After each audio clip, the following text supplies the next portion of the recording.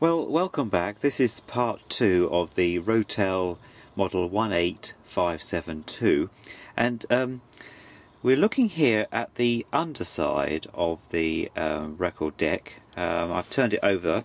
You're looking at the motor, part of the motor board here, and this is extremely well made piece of equipment. Rotel really did go to great lengths to make sure that all the mechanism was damped. Now I've run the turntable this afternoon after cleaning off all the muck from the turntable edge, which I showed in the last video, though you hadn't seen what it was like when I first got it home.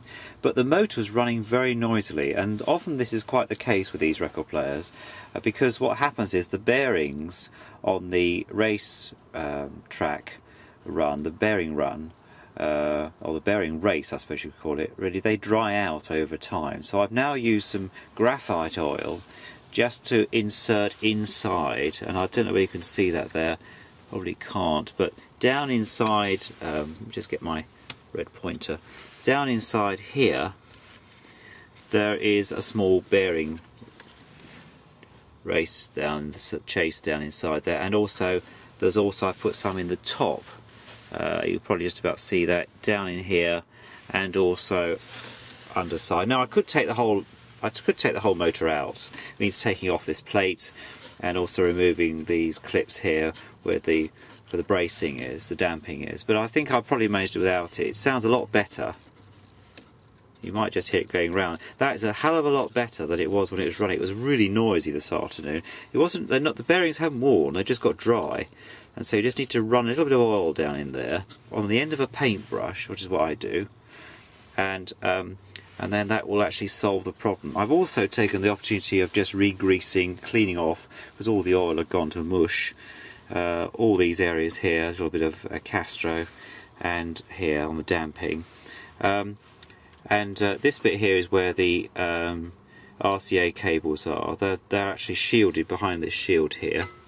I've put a fresh cable on here using a chocolate box block here because save all the soldering around here. The smoothing capacitor seems to be okay.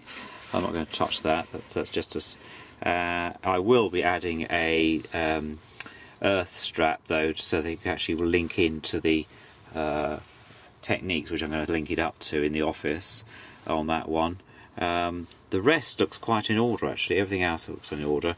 I gave it a good hoover out. There was a few mouse droppings underneath, and also what looked like mouse droppings, and a few dead ladybirds as well. So obviously my colleague has got a few things up in his loft, I would have thought, from perhaps before he moved in.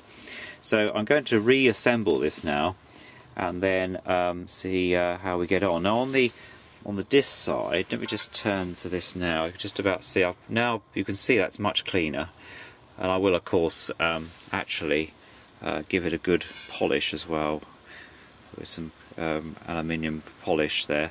You can see I've got the belt all ready to go, because you put your fingers through those holes there to reconnect it onto the spindle top there, and do it on that basis. So there we are, that's part 2, and I'll see you in part 3.